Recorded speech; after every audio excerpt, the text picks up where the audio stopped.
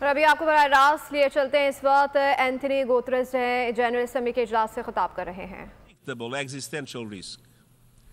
Artificial intelligence will change virtually everything we know, from work, education and communication to culture and politics. We know AI is rapidly advancing, but where is it taking us? To more freedom or more conflict?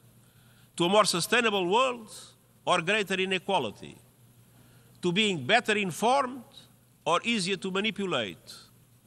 A handful of companies and even individuals have already amassed enormous power over the development of AI with little accountability or oversight for the moment.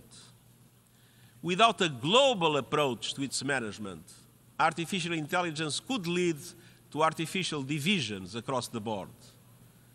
A great fracture with two internets, two markets, two economies, with every country forced to pick a side and enormous consequences for all. The United Nations is the universal platform for dialogue and consensus. It is uniquely placed to promote cooperation on AI based on the values of the Charter. Subscribe करें और bell दबाएं ताकि कोई खबर रह न जाए।